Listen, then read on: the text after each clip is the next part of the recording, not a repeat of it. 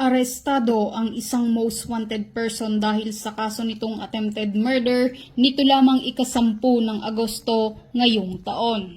Kinilala ang suspect na si alias Dick, 30 taong gulang, walang asawa, tricycle driver at residente ng Apari, Cagayan.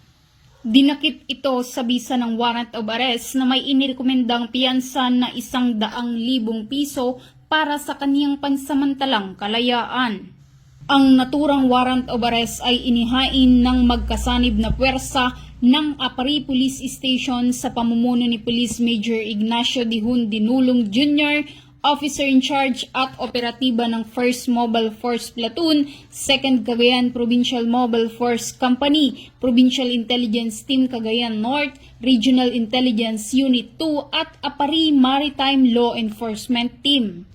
Sa kasalukuyan, ang suspect ay nasa kustodiya ng mga otoridad para sa dokumentasyon at nararapat na disposisyon.